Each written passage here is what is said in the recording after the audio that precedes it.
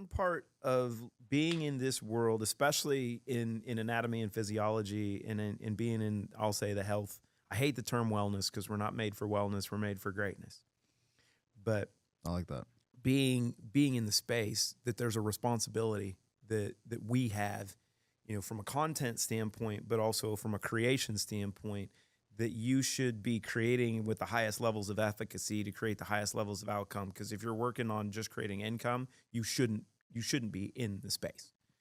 And There's people listening, and like what you say matters. Who right? would have guessed? Like you have see, and it's the big part of understanding that we are all of influence, right? Regardless of who you are, regardless of where you are, that we are all of influence. You could be homeless and have your little sign begging for money, but you have influence, and calculating that and actually tracking it has been the fun part. But even teaching kids, like Christina, my wife, wrote in her first book a couple of years ago, my favorite quote from any philosopher I've ever read from. And she's a quantum physicist and a nanobiotechnologist, so it kind of applies into how she sees things. But she wrote, "We are each an imperfect piece to a perfect puzzle." And when you start extrapolating on that and you apply it into business, it's that ripple effect. It's the butterfly effect that everyone wants to talk about. But it brings it back to that soul piece. Our sole purpose is to become our best piece, and then we're not made to connect to everybody. And it's the application to social media that kind of doesn't apply, but it speaks to why nano influencers are so valuable. That you don't have to connect to everybody. You only need to connect to those that are made to connect to you. And then through that, you're going to have the outreach to everybody else. So understand that, your words have power, your influence has power, and do it accordingly. Because if you're doing it for the money, you could end up hurting people and causing some problems. What a beautiful way. I mean, that's something to remind even me. There are moments where it's just like, well, we got to have more podcasts. We have to do more things. Like we got to have more volume. But it is nice to always step back a little bit and say, like, what are we really doing this for? And what are we really talking about? And is this really for the right reasons? And I think what feels good, at least feel good to me, is like whenever I walk out of here, usually not always, sometimes I feel like I suck on podcasts, but I come out and I'm like, man, I had a really good conversation with somebody. I hope somebody like learned something. That's the key. I think in any interaction of having that one moment of, oh, we got that one thing, we got that point across, it's a nugget. It was beneficial because from a quantum standpoint in communication, our cells are talking right now. Yeah. Right. So in understanding epigenetics, that a positive interaction between two people will actually resonate cellularly for 7 years. And it was interesting. Do you remember, was it Cat when he was on Shannon Sharp show? Cat Williams at the beginning of the year or last year when he went bonkers and kind of blew the whistle on everything that's going on. Yeah. But he said, and he's read the Emerald Tablets. He's one of the best read people I've ever talked to. Insane. Dude's freaking wicked smart, right? Crazy. And he and Terrence Howard. I was talking to Terrence about this a couple weeks ago. You talked to Terrence? Wow, how wild. And they're typecast because of the melanin in their skin, right? But Kat talked about reading the Emerald Tablets and that he lives in 7-year segments and he's lived 7 lifetimes. And I guarantee you that 99.9% of the audience didn't catch what he said. Because cellularly, we know that our cells turn over every 7 years. Yeah. So he's talking about that 7-year cycle and going, he's living in accordance to his cellular turnover. And he's like, I've done this 7 times already in this life. That's pretty beautiful. Yeah. And you go, okay, so you can plan accordingly. You go, okay. He's constantly trying to teach, right? How interesting. And like he said, he's like, I get to infiltrate the Illuminati. And then I run back and tell y'all. I'm like, wait a minute, I do that too. So it's bridging that anatomy and physiology and understanding what we are, and then starting to apply it into who we are. That's going to continue to be the fun part. But the aspects of intellect and conversation that consumers And the same in education. You start in kindergarten, then you go to elementary school and middle school and high school, and then advanced education. That we're, especially when it comes to health and performance, we've been in the elementary school, middle school phase, and some of us are, trying to teach elementary school and getting people to start to understand some concepts so then they'll start seeking higher levels of education. And it's difficult because of the noise that exists within this space, and that you see popular influencers, and that if you have a background, in an educated background in anatomy and physiology and performance and health and supplementation, you're going, and I've worked with a lot of doctors on this, they're like, you listen to so-and-so and 60+% of what he says is wrong. And you're going, this is terrible. But it's like, okay, they're doing it for the money, they're doing it for this, but they're getting an audience that's starting to become aware, and they're becoming educated. So then they're eventually going to find smarter things over time. Because I don't think you can fake it for so long. Like, people are going to find you out. And so, like, you have this whole, like, you're producing a lot of content, you're making a lot of money, and then now you sit down, or maybe that individual is now in that algorithm, they're getting more scientific stuff, and then they start being like, this is very different than what was being showed over there. Like, and then they get more of this and less of that, and they're like, okay, wait, what's going on here? Is this person really all that? Or like, wait a minute, these things are not alike in what they're saying. Like one of these individuals, Christina and I were with. Well, I wasn't allowed to go upstairs because I've made some comments about them publicly, apparently, that they didn't like. But she went up to do an interview in Miami, and she's having a conversation. I don't even know if they're going to air the podcast, but she's talking about the P450 pathways. I don't know about the P450 pathways. You don't? I don't. So tell me about them. So educate me. So the P450 pathways is basically your nervous system's communication methods and everything that goes through the liver. Okay. Right. So your liver is processing everything. So this is why when people talk about MTHFR and methylation, that they're saying, oh, well, you need methylated vitamins and everything. You don't. You actually just need to remove the mercury and allow your liver to start functioning properly. So those P450 pathways are basically the communication pathways of when something is metabolized and broken down, that it's distributed through your nervous system, and the communication goes. And, fun. And it was funny watching that conversation take place. And he's like, because you have them talking about methylation and everything, but they're only talking about this one thing. I'm like, well, you're talking about it to sell methylated B vitamins, but that's not what methylation's about. And when you understand, so the interesting part, when you start diving into this, and we have similar backgrounds, which is going to be fun to dive into. Correct. But when you look at environmental toxicology, because I grew up in an integrated veterinary practice, so I've been studying health and nutrition for 45 years in humans and animals. Oh, cool. But my last 20 years has been focused on environmental toxicology, because I had this moment 20 years ago where a friend called me and said, hey, you got to look at this product, check this thing out. And God went, that's your path. And everything flipped from being about diet, lifestyle, and exercise to understanding, at least for me, and I haven't been proven wrong yet, that the equation for real health and performance is just addition by subtraction, right? We can't add anything in until we remove what's causing the underlying problem. And one of the first large pieces of literature I found 20 years ago when I started researching this was published by the World Health Organization in 1976. Damn. Before they were hijacked. Right. Damn. So this is this is real. This is a fun thing to use right now, right?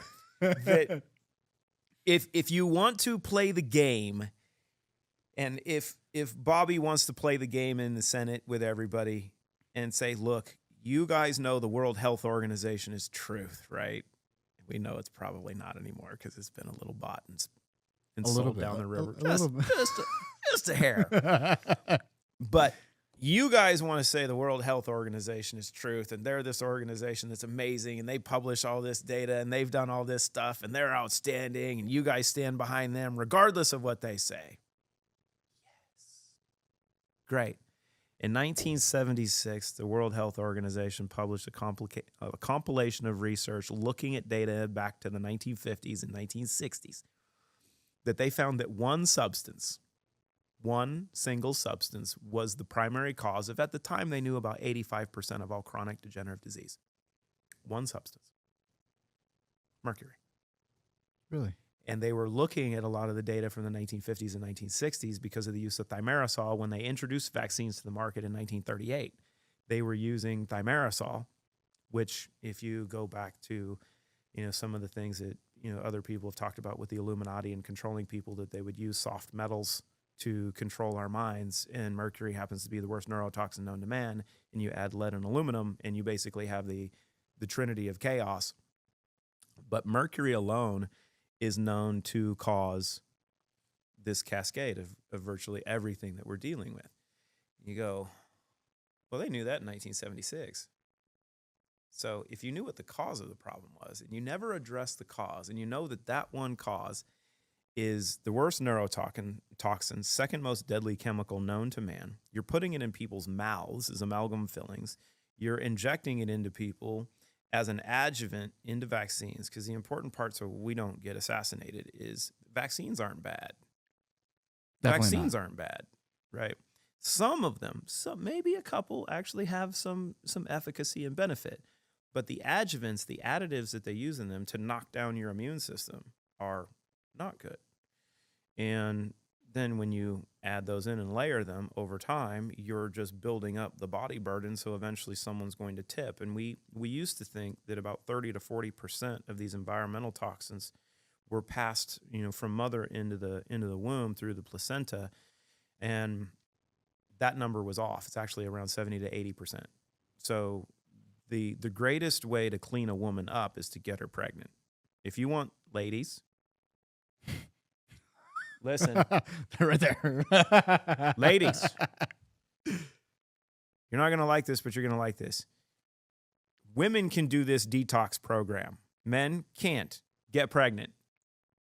And if you're really toxic, your body will push all of those toxins into the fetus. You'll miscarry. You'll kill the fetus. You'll get cleaned out. You'll flush that out, and then you can do it again. Wild. That's horrible, but true. Right? That if you're an absolute dumpster fire, right? You're loaded with chemicals. Ends up eating you're going to kill that life that exists within you, because your body sees the placenta not only as something that it needs to feed, but it's also using it as a trash can, because it's an outside body inside your system, and it's going to push all of that stuff in it. So when we look at Down syndrome and sickle cell trait, which is interesting, and you're making a correlation that is very interesting to me. It gets really weird real quick. These are genetic issues, but we know it's talked about fairly heavily with women over 40 that have a baby for the first time. Their risk of Down syndrome is exponentially higher than women in their 20s and 30s. That's only because the environmental exposure that they've had in their lives up to that point hasn't been addressed typically. So when they get pregnant, they dump everything into that fetus, and there's no way it can survive. So you look at Downs, but you look at sickle cell trait, and you don't see many black kids with Down syndrome, and you don't see white kids with sickle cell trait. We're going somewhere. I like it. Right? You don't typically see these. They have the same cause. Okay. I see what you're saying. So very, very early, I had to look this up because I hadn't looked it up in 20 years, because I always thought, okay, these are genetic conditions and they're just passed down, and this is the problem. Well, it's already published on PubMed. This has been researched a long time ago. Very, very early fetal developmental exposure to mercury actually causes the SNPs, the chromosomal damage that causes Downs or causes sickle cell trait. Never mind. I thought I knew where you were going, and I definitely didn't. And it took a turn, right? That's fucking amazing. Yeah. So you go, holy shit. This is how weird. We have one primary etiology that is really at the forefront of all of this dysbiosis that exists within our life. And if we don't address that, the crazy part with what mercury does is when you're then exposed to other heavy metals or other environmental toxins, it actually amplifies the negative effects of all these other things as well. But it's so nefarious that it hides so well, you're not going to see it. You can't find it in a blood test. You're not going to find it in a urine excretion analysis unless you're chronically exposing yourself, and you're not going to find it in hair. I mean, you can do biopsies. You can do a brain biopsy or a liver biopsy or kidney biopsy while you're alive, and you're not going to like that. But not going to be fun. You can find it. but everything else is amplified by its presence, and it creates this cascade of symptomology over time, and it does it differently in every individual. So you have this cause, you have this cascade of symptoms, and if we were going to start a business and say, okay, great, maybe we can create all these different chemicals and substances and we can use them to treat these symptoms, and we'll teach people to give them a diagnosis based on a group of these symptoms.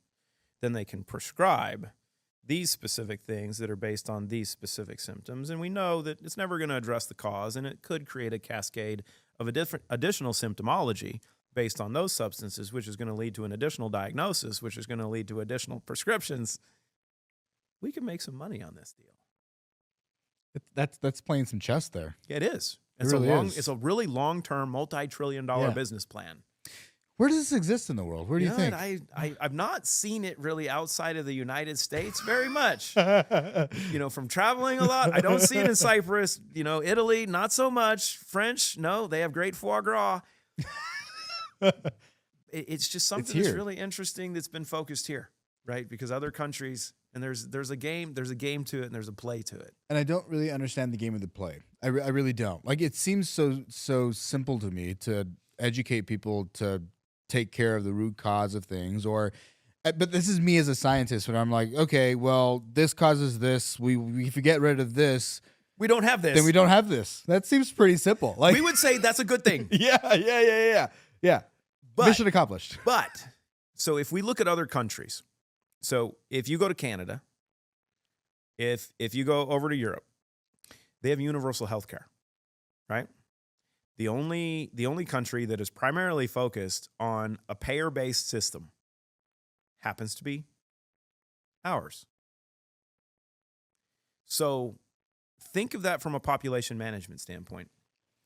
If the government, the country that you live in is having to spend money to keep their population healthy, they're going to make decisions a little bit differently than a country that has a stock market that is solely, almost primarily predicated on that entire ecosystem.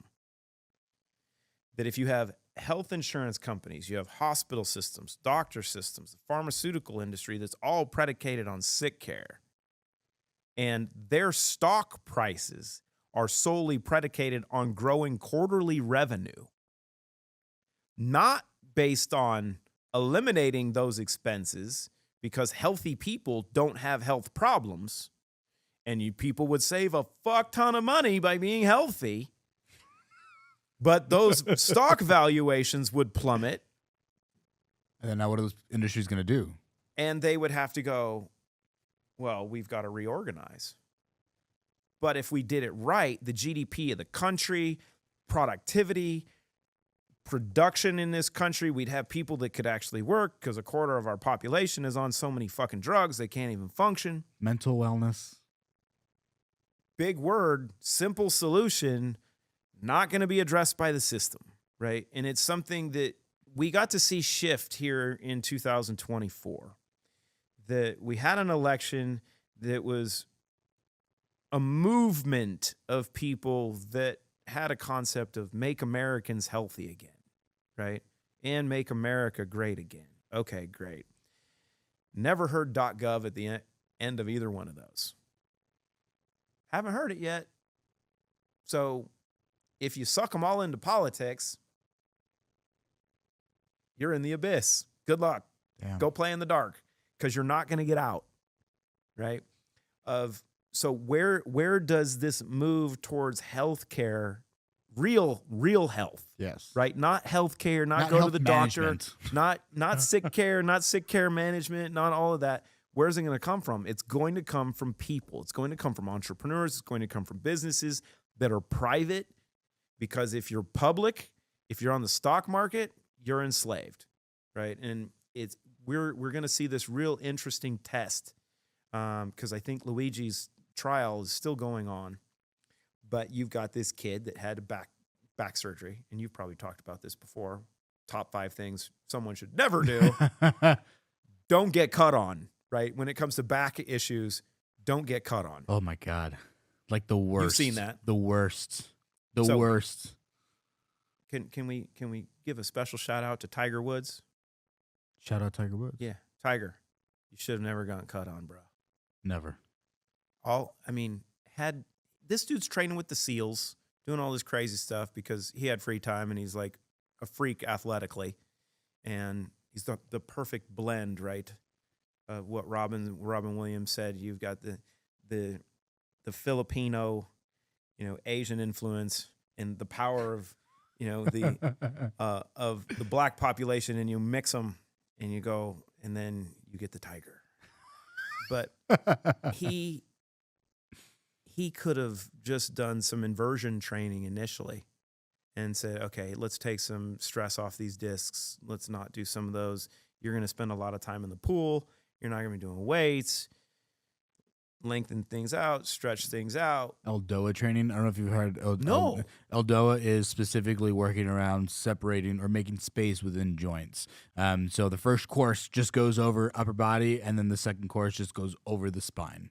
Like, we're looking at every area of the spine, and then the downturn effect of these things down to our feet. I mean, like, all the way down. So you can do Eldoa training. Like, there's a lot of options out there that you don't need to get cut for. But getting cut changes your life for the rest of your life in a downward sequence forever. Done. What happened to his career?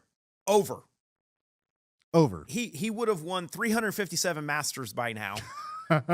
And went from, okay, he's a little sore, he's hurting a little bit, and Tiger wants to run off the road now. Right? And you see it across the board. And I don't think people understand that when you go see a specialist and you have a medical system that's predicated on breaking things up into specialties to isolate people into a specific market, because then you're not dealing with the system holistically, you're dealing with it in segments. And it's just like having a vehicle that if you've got rattling in your car, right, and something doesn't sound right, and you take it to a transmission specialist, he's going to find something wrong with your transmission. Then you're going to spend some money on your transmission. And then you get your car back and you're driving it. You're like, still rattling a little bit. You're like, well, maybe it's the engine. Well, I'm going to go get the engine checked out. You're going to have some stuff wrong with the engine. Nope, still rattling. Well, you know what? I need to get the brakes checked. Okay, you're going to get new brakes. Get the brakes done. Still rattling a little bit. Then you realize that the back door wasn't closed all the way, and you go, shit, you got me. You're right? 10 grand, 20 grand later. 20 grand is like, I got basically a new car, so that's good, but I wasn't planning on doing this, and all I had to do was that for right now. So there you go.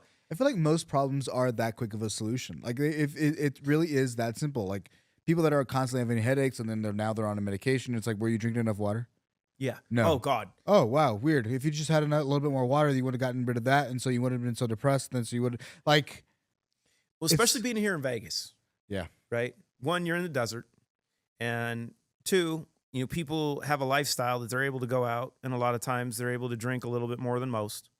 And I have actually a friend that's here in town. He has a gambling website, makes a ton of money doing different stuff.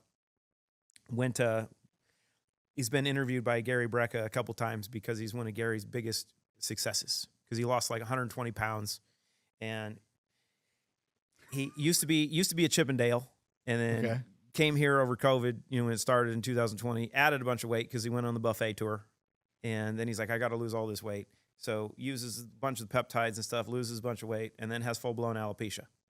And he's like, I'm so healthy right now because I lost 120 pounds. I'm like, bro, you have full-blown alopecia. You're not healthy. And so I was like, what we're going to do this little process. We're going to start cleaning stuff up, but we got to go really slow. And after the first day, he's like, oh my God, my blood pressure's going up, and I'm tracking my blood pressure, and it's really bad. I'm like, okay. Said, Steph, you like sports cars? He's like, yeah. I'm like, so if your sports car needs 8 quarts of oil and you're driving on 5, what happens? It's like, oil pressure goes up. I'm like, we good? He's like, I get it. Drink more water. And so the next morning he wakes up, drinks a gallon of water, calls my guys in the office. I feel amazing right now. I'm like, you're dehydrated. Step one. That's step one. Yeah, step one. People want to go to step number 10 when they haven't even looked at step number 1. Or like, but I feel like everybody knows step number 1. We know we've been told step 1. But Do you know how much money is in step number 1? Fucking none. Well, there is. We need to start a bottled water company. Never mind. There's fucking billions and billions and billions. Hey, let's call Sean. Let's do glass water bottles. We'll call it good. We'll do Vegas water. We'll suck up Lake Mead. And we'll call it fuck it bottled water. And it's gonna taste like a little chlorine. And you're gambling on drinking this because it's from Vegas. Here you go. But you look at that and you go, okay, we're 70% water. So step 1 should be, let's get that in line. Yeah. Right. The interesting part with mercury is mercury on a cellular basis, actually in mercury toxicity inhibits cellular movement of water. So your cells actually can't hydrate properly. So instead of looking like grapes, they look like raisins. Right. So addressing those components and then getting the body good water. Right. And understanding that this whole alkaline water, hydrogen water, can we call bullshit on this? Because we have backgrounds in anatomy and physiology. What happens when you add an extra hydrogen to water, if you don't mind? Just answering that real quick. H2O and H3O? Little, yeah. Are those different? Yeah, just the hair. But so when this whole hydrogen water craze started a couple years ago, when Gary went on Rogan and talked about drinking hydrogen water in a bottle, I called Paul, who owns Echo, right? He's a naturopath. He was one of the leaders in research initially with water ionizers, so the pH conversation. Then he started to realize that, it's not about pH, it's just about the hydrogen aspect. I'm like, okay, this makes sense because pH is potential hydrogen. Okay, I'm with you. I'm tracking. Yeah. So I got a hold of him, and I'm like, okay, we can look at doing a collab, but I have a question. Why do people need hydrogen water? And where is hydrogen produced? It's like in the gut, but people have dysbiosis in their gut. Their guts are all screwed up. So if you drink hydrogen water, it'll help your gut heal over like 6 months.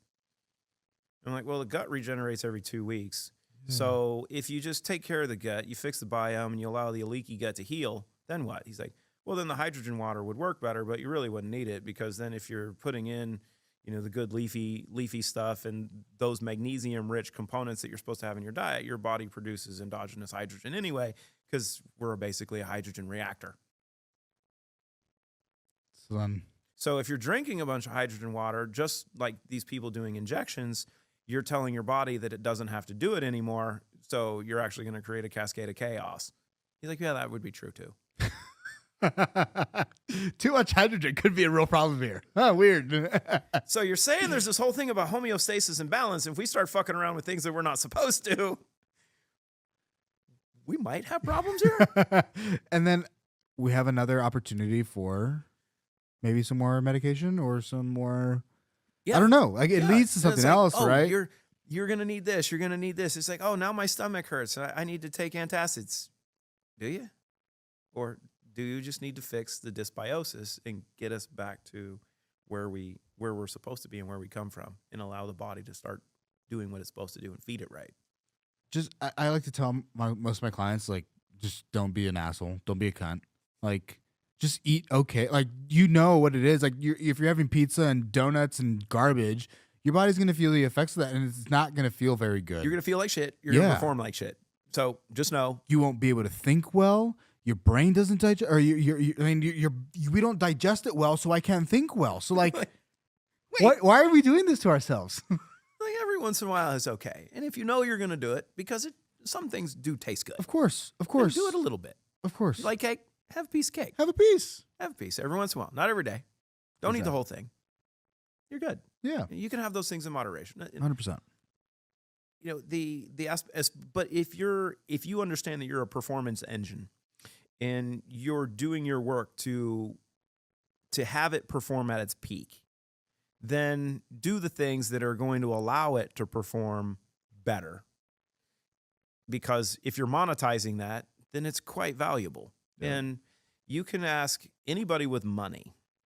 And this is the real interesting part of what I've learned from having a bunch of my friends that are worth billions and billions of dollars and royalty over in the Middle East and the GCC, because they don't really think about money. They really they don't. they print it. Yeah. They're like- they don't think about it. they're like, yeah, We just have it. It just. yeah, it's like, I mean, just they got that it part just done. is. Yeah. but there's one thing that they value. Well, actually, there's a couple things that they value over in the GCC: falcons, camels, horses, women. In that order, and their health. Yeah. Right? So you can have all the money, you can sacrifice your health in order to gain money, and then when you get the money, you realize you want to buy your health back. Always. And a lot of times Always. you can't, you don't get the check. You're so far. You're so far. It's like you sacrificed enough of that, or you haven't listened, to your body, or you've done things to your body during that time that then when you've accumulated that and you get to the point of, oh, well, here's what that's going to cost you. Can you pay the bill? No? All right. Well, time to go. Yeah. And, you can look at that as the Steve Jobs approach. Just Steve Jobs wouldn't be that old right now. Yeah, he would. Do you know what Apple would be if that dude was still around? I would actually want another iPhone. And then you get the and next the one. iPhone would not be what it is right now. It would Yeah. be fucking holograms coming out of the phone. You'd be like, the phone's sitting on the table, and you're like, okay, call that person. And they pop up like Obi-Wan Kenobi. You're like, yo, what's up? And he's like, yo. Yo. That would be what Apple's at. Other than that, now it's just for the last 10 years, oh, we did this update, and we changed the text a little bit, and we upgraded the pixels on the camera by 4. And the voice speaks to you louder. Yeah. It doesn't listen to you all the time. Yeah. Oh, that bitch is listening. Oh, they just got that class action lawsuit for $93 million, which is, barely a slap on the hand. But Was it 93 million or 93 billion? I thought it was 93 million. They don't care. No, they don't care. Yeah. Yeah. I mean, what is that going to do? It's like, Absolutely wait, nothing. it's like, hold on. Yeah, we just made that. Okay. Yeah. Yeah. They have more than that in cash. Yeah.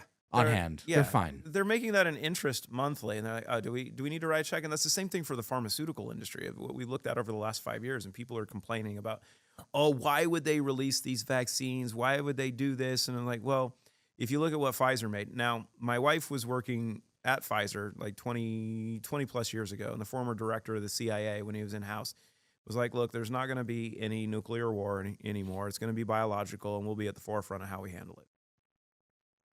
Interesting. Huh. Weird statement. But if you and I were to construct a business, we created a widget, and we're going, okay, you know what? Maybe we help manufacture this need to talk about this widget and how valuable it was going to be, and we'll get everybody to use it. And then we're going to get everyone to buy it. Maybe we'll get the government to subsidize it and do all this stuff. And we're going to make $50 billion over the next 4 years. But it's going to cost us $6 billion in penalties because of, maybe we'll find out later on that it needs a black box warning and it's really terrible and it has all these complications and no one should have done it in the first place. We'll get into that. Ask my wife we'll talk about Bristol Myers Squibb. Okay. Yeah. But you go, would we trade $50 billion in top line revenue for $6 billion in fines? That sounds like a pretty good net. I don't know. I don't know. I'm not a math major. I know we didn't do math. But You go, it is a potential. I would take that trade. It's like, Yeah. okay. And that's pharma. That's the business. It's like, Take the hits, expect the hits. yeah, you know and what's just going to happen. Eat it. So my better half was at Bristol Myers Squibb. Let me see. We've been together for 10, so it's 20. Well, shit, she was at Pfizer almost 30 years ago. And so about 20, I think it was about 20 years ago, she's at Bristol Myers Squibb, and she's been at the highest levels of medical science and clinical science and research. So they were doing work with HIV and studying how to address HIV. And there was a concept, this belief that if you could give the body a virus and your cells had one virus, then you can't contract another virus.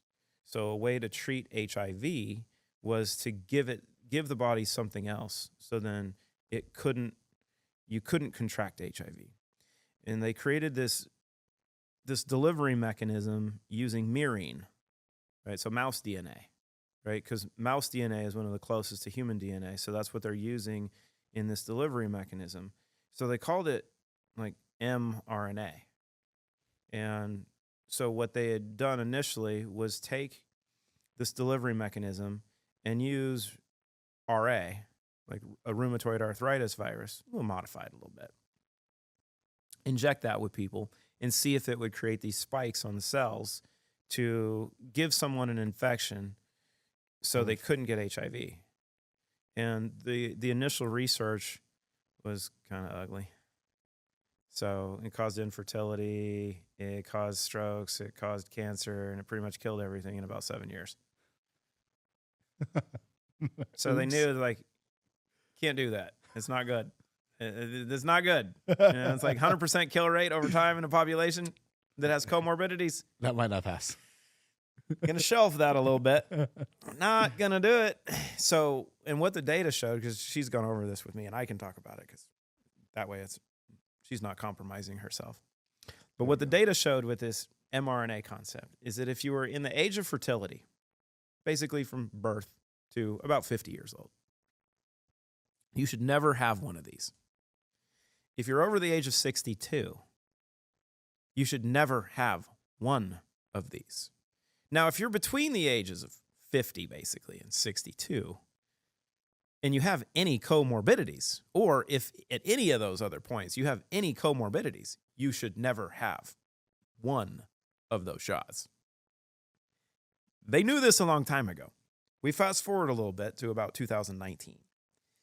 And things are starting to get interesting. My wife was over in Ukraine and was with a bunch of Chinese people, and they were sick. And then she came back in like August, September. I think it was September. And she was really sick for like 4 days. And my wife doesn't stop working. And she was in bed for like 4 days. Damn. I'm like, what the fuck is this? What is going on? She's like, I don't know. I think I got a virus. So we got her taken care of. And then our son, who is I think he was a freshman and sophomore in high school. He's an elite basketball player. And he got sick and couldn't practice. And the coaches are like, what is going on with you? What is going on? He comes down from his bedroom one morning, and he takes his shorts off, and he's like, because he's my stepson, so it's awkward. No diddy. And he takes his shorts off. He's like, look at this. And he's basically got a cauliflower growing on his crotch for just huge fungal infection. I'm like, well, shit, one, you need to wash that shit, bro. He's like, look at this. I'm like, oh, this is not good. So we send him to Vandy. You know, they do a bunch of tests. So like, he's got a virus, but we don't know what it is. We've never seen this stuff before. Well, we know what to do. So then we treated it and did a bunch of our stuff and got rid of it. We're like, what in the hell is this? What the fuck? So things start progressing a little bit, and she's been to China. She worked in Wuhan, you know, in her career, was working with the Chinese government, setting up surgical centers and spine surgery. Go figure, which we'll go back to that with what the data actually showed. But she's been over there working with the top neurosurgeons in the country, working with the government. She's done tours over there. And she had been invited to go back to Wuhan or go to Costa Rica about 8 years ago to work on some retrovirus work to deal with some stuff that was coming. This is what she was told. And she's like, kids were younger. She's like, I'm not going back to China because given what I know and what I do, I won't come back, and I'm not going to go down there, and I'm not going to leave the family. Yep. So we get to see all these things starting to happen. And from 2018 to 2020, she was in Harvard's nanotechnology and bioscience engineering program just to catch up on stuff, because that's what we do. Yeah. Right? Yeah. Always get it. Go back to Harvard and do nanotechnology and bioscience engineering. There's like 19 people in the program. It's all military, biotech, and research. And I got to audit because they let her do everything from home. So I got to watch and listen. There's some smart friggin' people. I bet. But 2020 starts to come around, and you hear conversations of this whole COVID thing, and you know that they're creating a vaccine. And you've got 19 of the smartest people in the game that are all conspiring, working in class. So they start talking about this. Like, one, you never vaccinate in a live viral environment because you'll create mutations like crazy.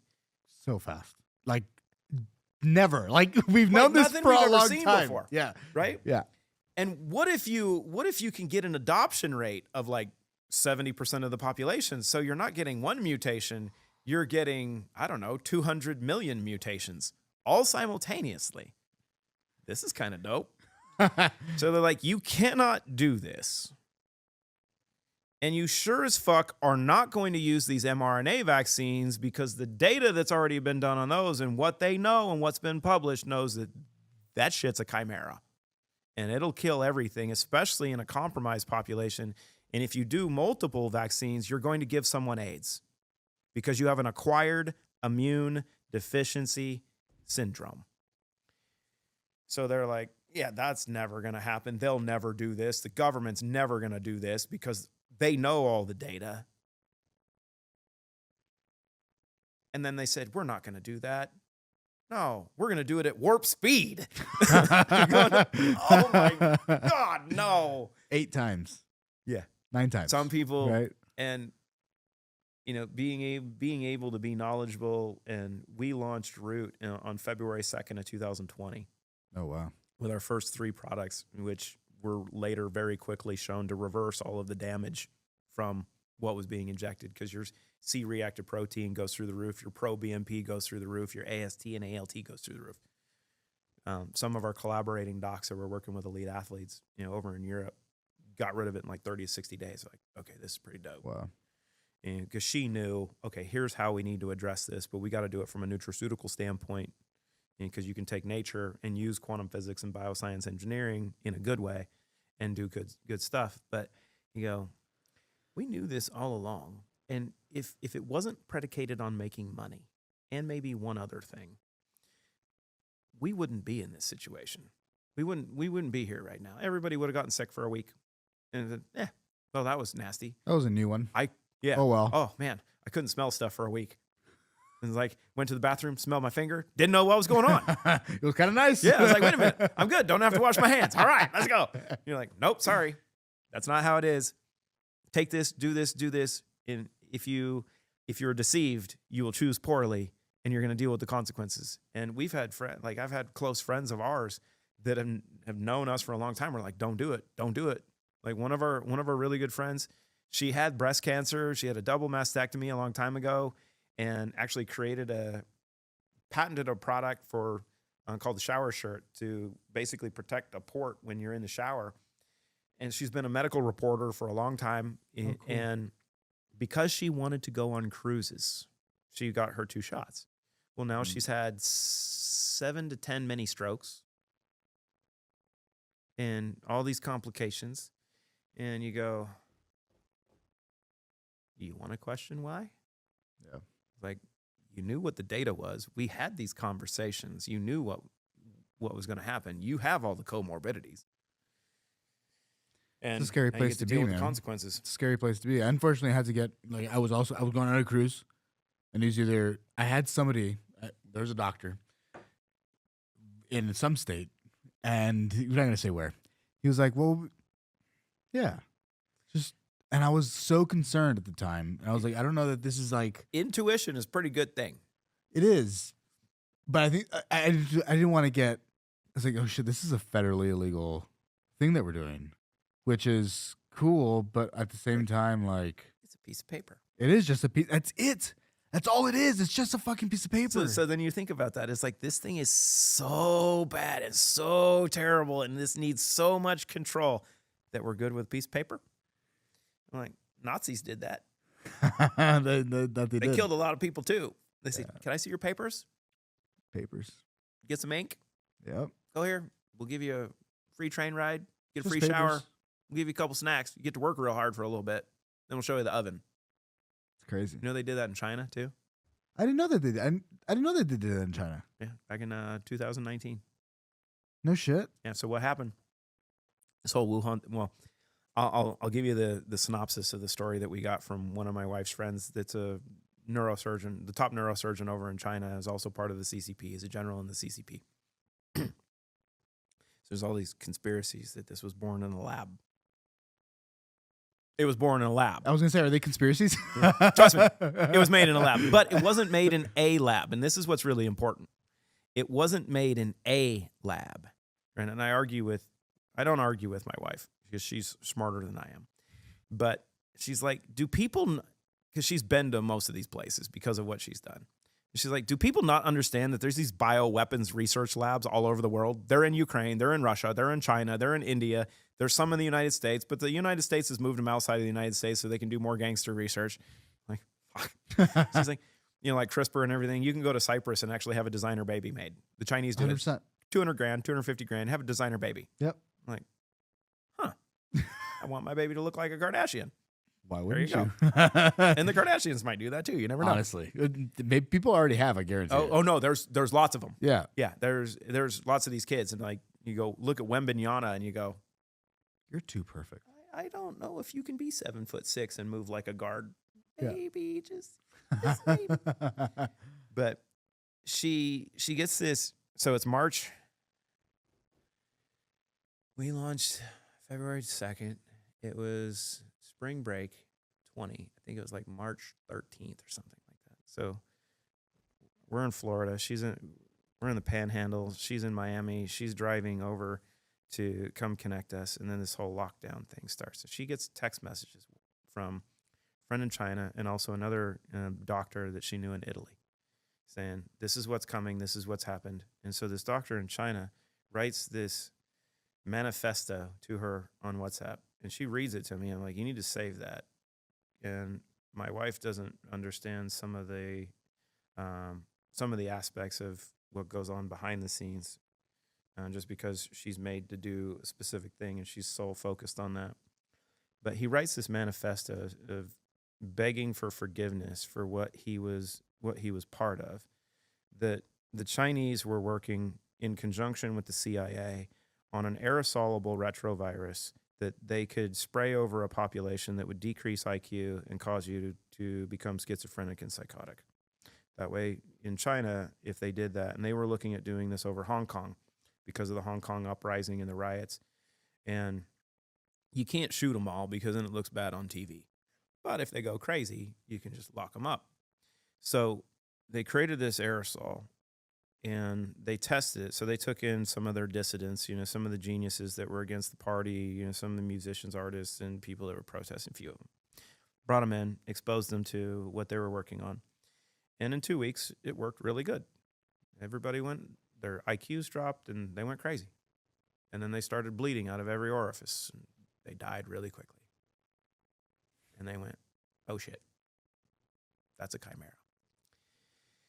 And he was saying that, the Chinese was doing this research with the CIA when the Chinese found out that this stuff was doing what it was not doing what it was intended to do, and it did what it was intended to do. Plus. And it did a little extra bonus. They're like, we can't release this. This stuff is a chimera. If this gets out, it's going to kill everybody because you can't stop this thing. Yeah. So they told the CIA, and and he put in there that we were working in conjunction with the CIA and the deep state. He put this in and text my wife's like, what's the deep state? I'm like, don't worry about it, babe. I got that part covered. We don't need to worry about that part. So he's like, they were trying to lock it up. The CIA paid somebody to smuggle out a couple of vials. They were doing this in a food market in Wuhan, and Chinese military found out that the drop was going to take place, intervened. There was a shootout, like 12 people got shot.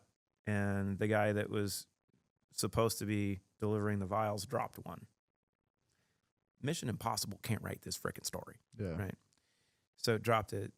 It gets released. So the little bit that we saw that was going on over there was a very small part of the narrative, because we saw that they were putting people in psych wards and they were building hospitals really quickly. Well, what they were doing was building asylums really quickly, because people got infected and they went nuts, and then they were dying, and they were becoming infectious really, really quickly. So what they had to do, as soon as they got ahead of this, like really quickly, because they started killing everyone that was infected. They didn't wait for them to progress to get to a point where they were dying. Bleeding. They just knew it's like, if you were infected, that was it. And he asked for forgiveness from my wife. He's like, I had a 25-year-old girl that came in. She was sick and she was just begging to die. He said, so I shot her because it was the most humane thing I could do as a doctor. Wow. And then the military found out about it and made him pay for the bullet. You go, that's not good. That's wild. And he's like, this is how we got ahead of it. And then we were able to cut that off. So this whole thing about the Wuhan virus, that's not what was released, because if that got out, we're not here right now. We got that taken care of. There was other stuff that was released because they've got research going on in Wuhan. There's research going on in Costa Rica. There's research going on in Ukraine. So these scientists, you've got some really smart people and some moderately smart people that are doing research in different areas, but they're siloed. Right? So they're not told what they're working on. But when they're done with their research and they're like, well, I did this and this is really cool because this is what I was paid. I got a grant and I got to do this and I did this research. Then that research is taken somewhere else to go along with research that someone else did and say, now if we combine this because they did this and we combine this and now we make this and we got this super virus. And maybe we'll just throw it out there and we'll see what happens. Or maybe it's nefarious. Maybe it's not even that bad. It's just how you want to play the narrative so you can do something else. And you know they are several steps ahead. They knew they needed to push some vaccine and they needed some extra revenue, and so they're like, well, how do we get that done? Well, we already have these things that are set in place, so then we can go ahead and use this. And if we use this, then we're going to create maybe less IQ, or we're going to have less fertility. We're going to have higher rates of docile prostate. and controllable people are easier to manage. 100%. Higher prostate risks. I mean, kids that are just dying from heart attacks, just kids. I mean, 15 years old, healthy kids. Kids with they now have mental health issues. They identify as being a cat and they need to be medicated. It's a problem. It's not, It's 1 in 7 kids is going to be autistic. Okay, great. So we got those. So how do we bump that up? How do we get another 30, 40% of them? Well, you just don't feel right. It's okay to not be okay. There's a pill for that. You know what? Here's some SSRIs. We'll keep you numb. We're not going to actually solve, the dysbiosis in your gut and give you the opportunity to feed your gut what it needs to make dopamine and serotonin so you can feel good again. Let's just make you a zombie. And then we're going to show you a show about being a fucking zombie, and you're going to watch that, and you're going to think that's cool. That's The Last of Us. You seen that? I haven't actually. Okay. Yeah, I need to. I want to play the game at the very least. I do play video games. So I would love to. all you have to do is watch the first 3 minutes of the first episode of the first season. Okay. Because they drop the greatest truth on the population to know what's actually happening. And not many people knew what they were showing. But if you watch, you can YouTube this. I don't have a link for it. We could monetize it. We'll just make it our own link. Watch it right here. Yeah, somewhere down here. Watch down here. We'll put the link down here, but we got to do a new one so we can monetize it. Watch The Last of Us, the intro to The Last of Us. It was basically a television interview where they have a couple scientists talking about, the problem's going to be viral. No. Are they bacterial? No. Oh, okay, so great. What's the problems that face humanity? They're fungal. And the scientist then walks over, and one of the guys is like, well, yeah, but mycelia, and mushrooms, they can't grow fungus can't grow like that because of the environment and the temperature, and they're temperature specific. And then the other scientist goes, yeah, but if there was any climate change and the climate just changed a little bit, would cause a mutation in all of these, and they could change. And this is what fungus does in the environment. This is how different mycelial cultures will work in insects and humans. Fungus is amazing. It's, scary. And it's scary what it does. Yeah. Right. And so my wife was working with Doctors Rex and Rinaldi. She's got an interesting path of why she's here and what she's learned. But these are the two top researchers in dementia and Alzheimer's. And so they were doing necropsies on patients that had died really quickly from aggressive Alzheimer's and dementia. So they cut off their skulls. They were already dead. It's okay. No animals were harmed in the making of that research. So they cut off the skulls of these people, and they have literal mushrooms growing in their brain. There you go. Well. How weird. I think we know what caused the problem here. That's not good. And so is it not funny that we now have this campaign of everybody eating different kinds of mushrooms and what they can do? And they don't understand that psilocybin and different things, mushrooms grow in shit. Right? So if you're loaded with it because your gut is all screwed up and you've got all this other dysbiosis and fungal dysbiosis, it's quite possible that those things are going to start growing in you, and they won't kill you. Yeah. they'll control you, right? So, and that's with penicillin, and penicillin will grow in a tree. That fungus will grow in a tree. It won't kill the tree. It will consume the tree, and it'll keep the tree alive so it can keep growing. 100%. And you go, how fun. They do control things. oh, Yeah. Wait a minute. Where are we at as a society? And that was the big thing of understanding. People are talking about parasites now, right? But they don't understand that parasites are like cockroaches and rats, right? So if you have a cockroach or a rat problem in your house, you don't have a cockroach and a rat problem. Your house is a cesspool. You need to clean your house. And if you clean your house, no cockroaches, no rats, because they won't stick around because there's no food. No food source. Yeah. You got no place to Pretty hang simple. out. This ain't hard. So if you address the heavy metals, the environmental toxins that create the environment for the dysbiosis that allows the proliferation of fungus, and the overgrowth of fungus allows the environment for parasites to grow and breed and feed, you don't have a parasite problem. Don't go after parasites, because parasites are like Bebe's kids. No They matter. don't die. They multiply. Fair. So you can't try to kill them, because if you don't kill all of them, they realize that you're trying to kill them, and then they're just going to breed faster. And some of these people that are showing stuff on the internet, I killed all these parasites. Look at what I'm flushing out. Bad day, bro. Bad day.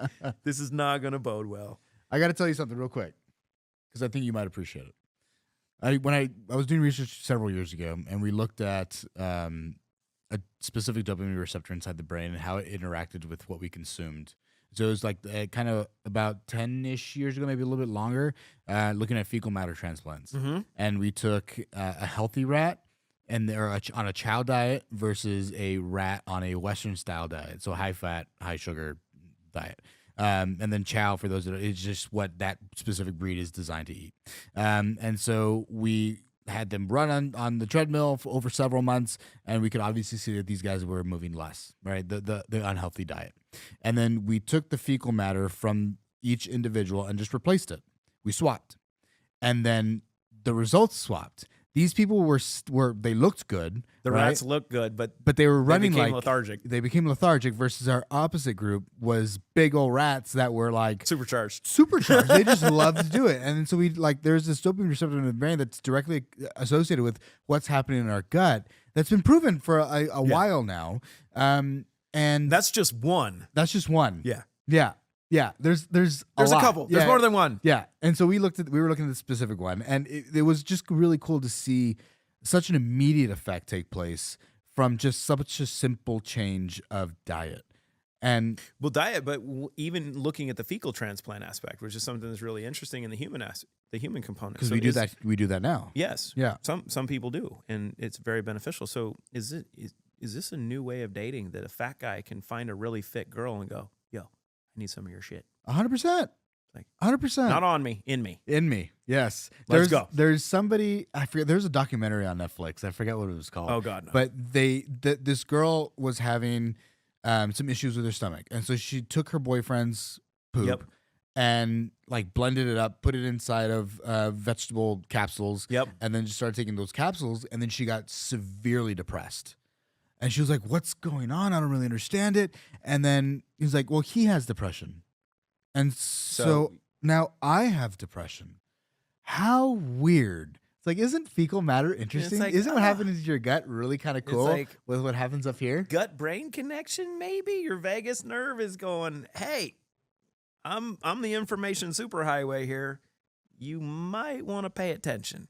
Oh, it's so cool. It's that's, so fun. That's the fun things of diving into that, and then looking at how we can change, and doing coffee enemas just to clean stuff out and clean out your liver. But the fecal transplant piece, it's interesting when we look at the fecal transplant aspect, right? Then when you look at toxic relationships, right, and cellular communication, and you go, do you really want the crazy chick? Or ladies, do you really want the narcissistic crazy dude? He might look good, might make some money, might give you some stuff, but you're going to go nuts over time. You are literally going insane. Yeah. Like, your cells don't know what to do. I think that there's a lot of value to this understanding of I think it was always called maybe like a vibe, right? Like, yeah. we're vibing. And like what that is that we are frequency. Yes. And so We're a big bundle of light, and that's all it is. that's it. That's all we It's are. like- And so if we happen to like match up and we're jiving to get like, That's yeah, electromagnetism, yes, right? And people go, wait, what? It's like you have an aura, you have chakras, you have doshas, you have meridians. Those are all scientific facts. It's like, look, we don't have to argue those anymore. Those are very well established, very well proven. You can measure them all through heart rate variability, right? So it's like, okay, you have that data. So what does that mean? You're electrical. The interesting part, like your aura, when you're healthy, goes out about 3 feet. Now, would it not be interesting that we could create a campaign and tell people to stay 6 feet apart? Isn't that weird? What a weird number. What a weird number to choose. 3, 6, I'm 3, you're 3. 9. God, I don't get it. I'm not a scientist. I'm not a smart guy. But I'm going, wait a minute. If, then, how? That's pretty good. That is I pretty give them good. credit for that because Yeah. they did it. They did it pretty good. They show you the truth. They don't tell you the whole story. They're like, you have to do this. Why 6 feet? I mean, it's like 6-minute abs. And why not 5-minute abs? Why? But what if we go crazy? What if we do 4-minute abs? Like, no, 5-minute. They can't comprehend that No, number. it's like- 6. It's got to be 6-minute abs. Okay. But then when you look at the whole OnlyFans thing, because we probably just gave somebody an idea on an OnlyFans thing, they start selling their poop in a bag, and then people start. Oh, going, I'm people sure transfer. it's Somebody's got to be doing this. right. If Surely. you won't be doing it with me. I'm not You- buying it. I'm not on there. You won't find it. You won't find the AI version of me. Any of that stuff. If you see me, it's not me. It ain't me. Hashtag not like us.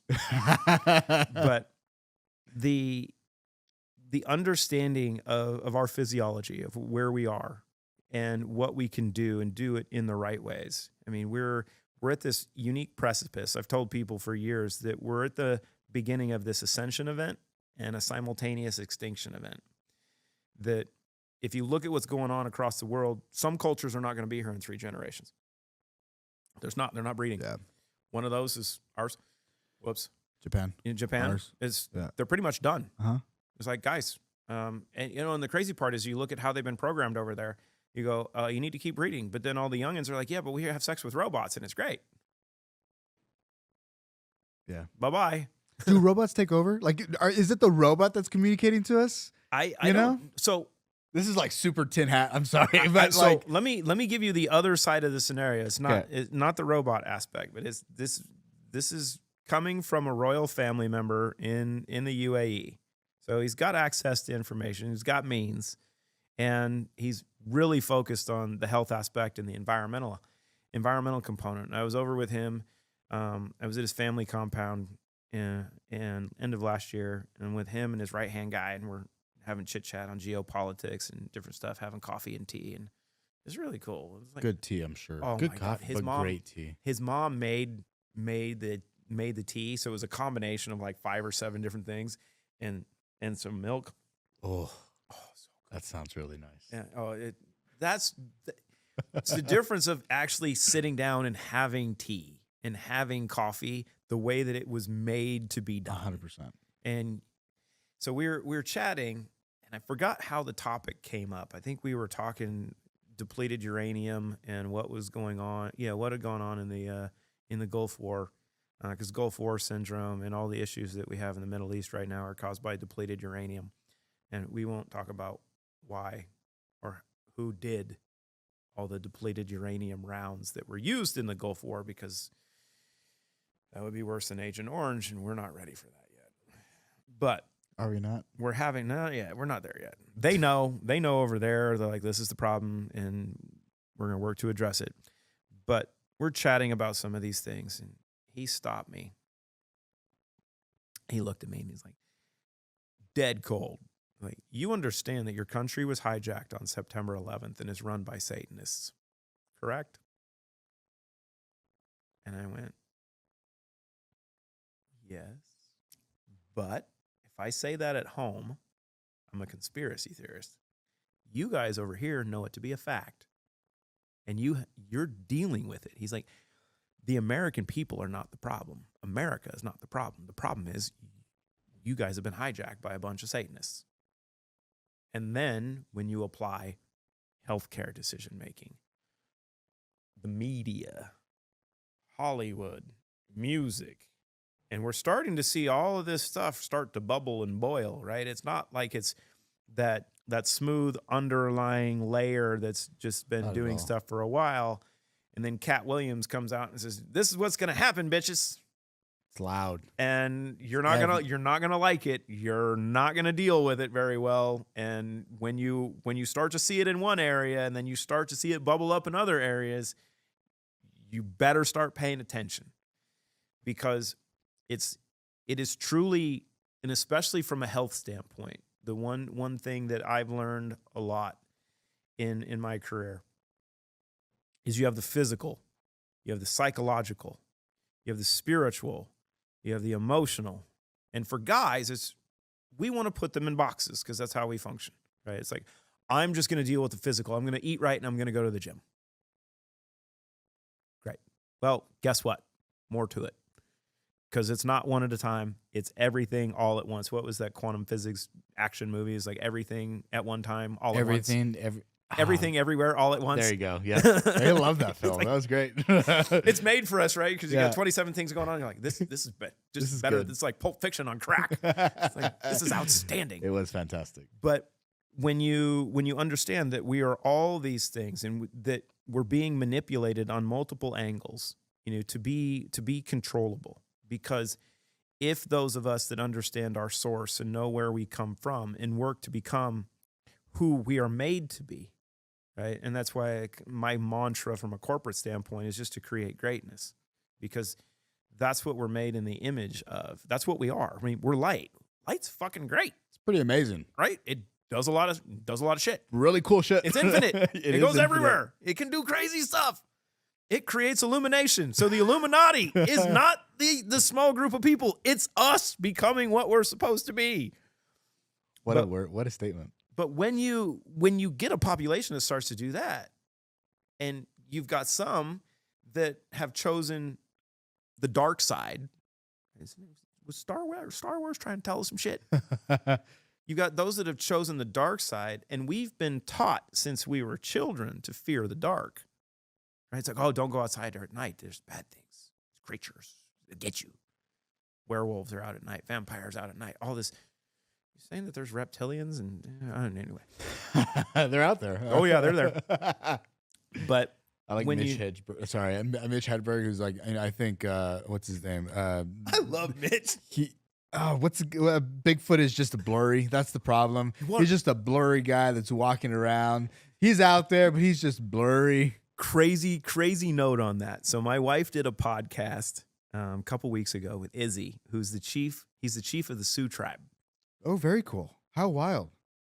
Really cool cat. A wealth of knowledge, wisdom. Massive knowledge, Wow. wisdom, and history. Yeah. Right? So a lot of times in podcasts, it's the stuff that's not put on tape that happens while you're recording that's kind of cool. So he starts talking. They're talking about fasting and health, and how they'll go up in the mountain and do the sweat lodge for like 4 days, and they'll fast for 4 days. So he says, look, if you go up to the mountaintop in the Black Hills where they are, and if you sit and you fast for 4 days, Bigfoot will come to you, because there's like 1,000 of them. They live underground, and if you fasted and you're balanced, they'll come hang out. And he goes, they want to see you, because they're not from here. They're a different species, and they know you're not from here either. And so he starts going into some of the conversations that he's had with Bigfoot. And he said, they're waiting for us to figure our shit out. They're hanging out underground because they know we're screwing all this stuff up, and we're not ready to communicate. So they're just biding their time. How interesting. And she's going, should we put all of this out? So they edit it down a little bit, of him just talking about sitting down with Bigfoot, but not hey, you know what? They're waiting. Yeah. They're going, you guys are going to figure this out eventually. If not, we're going to reset it. Not them, but it's going The the game's reset. going to be reset again. It will clean itself. Yeah. Whether we figure it out or not, like, it's going to reset itself. And use a bunch of water to wash the board. Yeah. It's gone. I think it's happened before. maybe a couple times. There's a lot of mud in a lot of places that there were buildings that are underground, and there's underground infrastructure that's already just in place to go, well, if they screw it up, then we'll go hide underground for a little bit. Everybody else will die, and then we'll come back over here. We get a clean slate. I have two more questions for you. I think and then we probably should skedaddle a little bit. Oh man, yes, 2 kind of 3. So damn it, sorry. I'm excited about the 3. So the first one is, I guess the mTOR pathway, and if you have any like background on mTOR's pathway at all. mTOR, the protein synthesis pathway. Okay. Oh, this is an interesting. It's an interesting way that we've had to address it.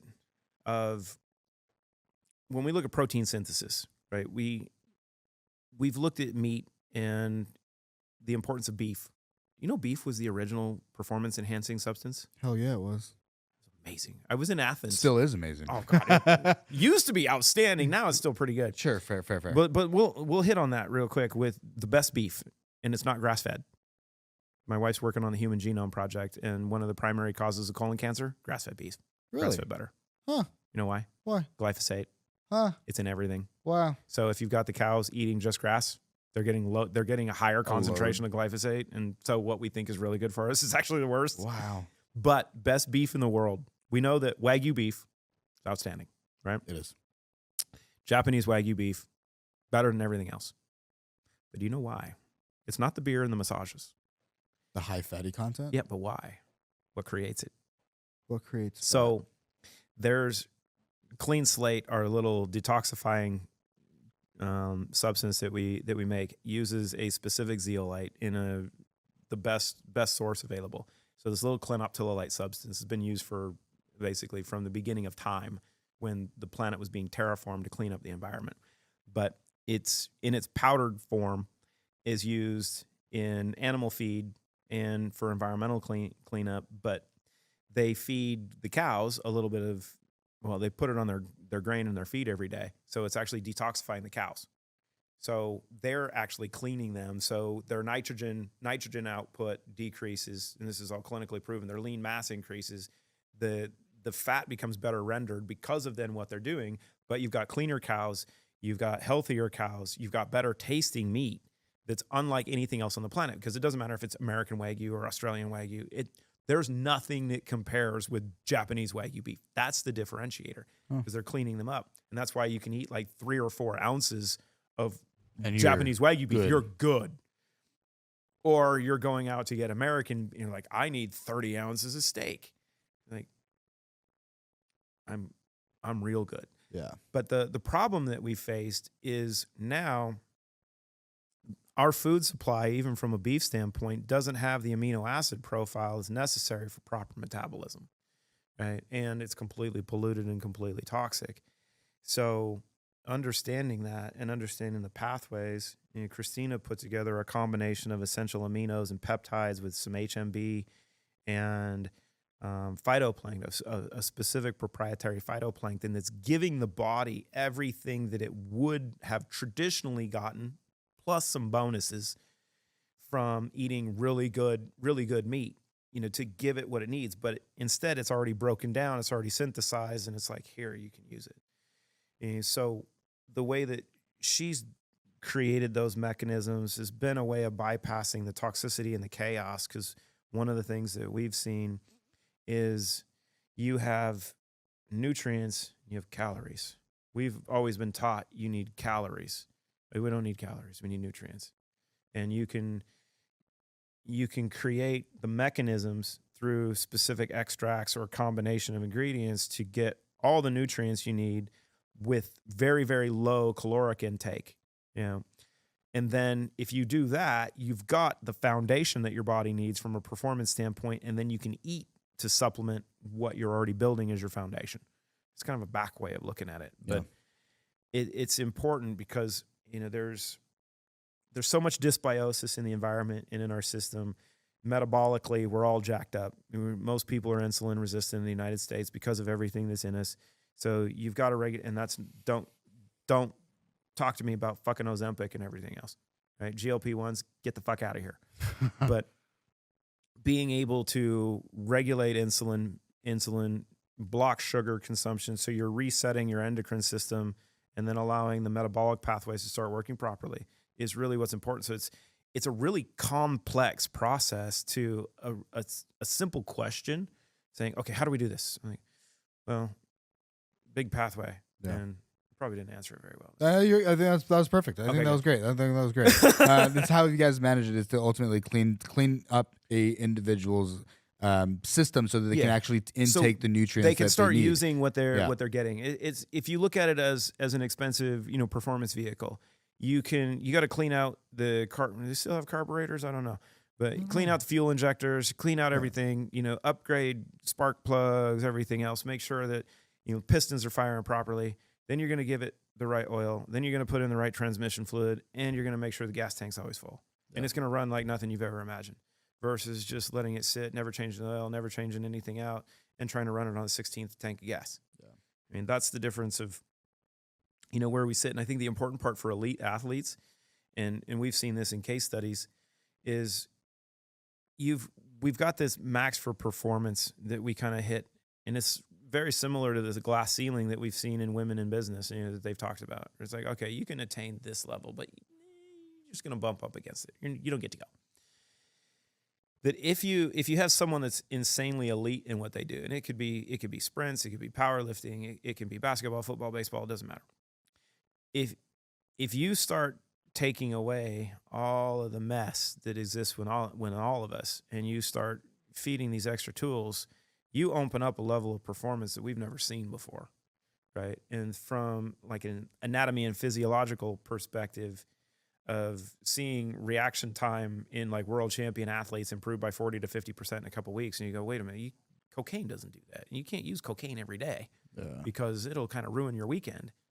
But being able to see that naturally, and then understanding how that neurotransmitter aspect plays into the equation of, okay, if you're an elite athlete, because watching professional sports is kind of boring, honestly, right? 82 games in basketball. I don't watch. Either do I. Yeah. I like to watch the playoffs, and I only watch about the last 5 minutes of the game. Yeah. Because it's not about what they've done, it's about what they don't do. I want to see someone shit themselves on the court. I want to see the guys that are so well trained that when the pressure is put on, they collapse. That's entertaining. That's pretty cool. Right? And that's all neurotransmission. Right? You're depleted. You've done this. You don't have it in you. How are you going to handle the pressure when you don't have it? But then what happens when you have those guys that do have it? And then maybe you're lived in an environment where you could bet on it. Then it's entertaining. Then it's fun. 100%. But all right, last question. Where can people find you, and what is Root? What is Root? Where can people find you? So I'm on the line. I think Instagram, but the easiest way to if you want really massive content, go to YouTube, look up the Root brands. Don't look up me up. I got 6 followers on social media, and 4 of them don't like me. Great. What is Root? Root is a direct-to-consumer lifestyle brand, we'll say, that's focused on 2 things: creating greatness in all aspects of life, but having a nanotechnologist and bioscience engineer that took the approach to take care of herself and family first, and say, look, I've got access to whatever I want to do because there's no restrictions from quality, for humans, animals, environmental, coffee, and skincare, and did it better than what's ever been done before. Right? And we have that proven. What I got to do in that part was build an algorithmic fintech system around social commerce, because I come from a very, very, very small town and watched my parents invest in their community and have listened to the talking points. And we know, as we were talking about initially, that we're all connected, right? Our words have massive power, and our data and our content has been farmed by those that want to control it all, and have stolen all the money, right? So if each of us is of great value, then companies should actually just invest in that. So I built a fintech system. Initially, everybody thought I was crazy 5 years ago, because we let it loose and said, look, if you like the products, you're going to buy them, just like Amazon did. Because I grew up in South of Seattle, and got to watch Amazon, Costco, Microsoft, Starbucks, weird, all be born, right? And Amazon said, great, create an account. You can get used books for less and we'll ship them to you. And then people started doing that and they liked the experience and they told all their friends. And then that expanded. And that's pretty much what happens anymore with anything. Like if we wanted to start something new, we could just start talking about it, talk about how great it is, post a link and tell everybody, hey, get this. And a lot of people would buy it. Yeah. But that leaves out the biggest part, because once you do that, if you know that every business is going to spend 40 to 50% of their top line revenue on advertising and marketing, why not take that money and just put it in people, right? So if you invest in the people, if your customers create value for you, give it to them. And that's root. And because of my wife's background in biotech, we've had the clinical case studies and research registries tracking outcomes, because you have to have the data now. We're past the point of hype and bullshit, right? Like we were talking about. You can get along with bullshit for a little bit. It doesn't last for a long term. And if we're really going to change the healthcare system and we're going to do this whole thing of really changing the system, and I've got close friends that are like the chief medical officer at Humana, and I've had this conversation with them. I'm like, look, end stage renal failure and cancer are your two biggest expenses. I'm not going to touch cancer because they'll kill me over touching the cash cow. But if we can take people off of the dialysis, or decrease the number of dialysis treatments they're doing weekly, because we can have their kidneys start functioning because you just clean out the filter, what would you guys do? And he's like, if you can show us the data, we'll do one of two things. We'll acquire you to make it part of what we do, or we'll put you on formulary. But you have to prove it. You have to give us the data, not talk about it and hype it. Yeah. So that's been the key of having the clinical efficacy, having the intellectual property and the patents. Like autism's a big thing now, right? Bobby's talking about it in the Senate. But my wife filed for a patent on the treatment and reversal of autism in September of last year, because we've proven that we reverse it. We have the protocols to say, if you do this, this, and this, that goes away. Nonverbal kids become exceptional, start talking, communicating, go to college, do all their stuff. If they're younger, they become crazy, fun little kids again. Colon cancer, here's a patent on the treatment of colon cancer. Well, how can you file for a patent on colon cancer treatment? You have to show that you have clinical outcomes and you've done it. So there's this science aspect, but then there's the humanity aspect of, you've got to put those two things in front of people, and you got to give it to them if they want to create it. You need health, you need wealth. And that's where we go. So there'll be a link below. Yeah. Click the link. Awesome. Thank you for your time. I appreciate it. Thanks this for was awesome. having me. Yeah, man. We rambled. Yeah, we did. We got to do this again. But there will be more. Cool. All right. Thank y'all. Love you.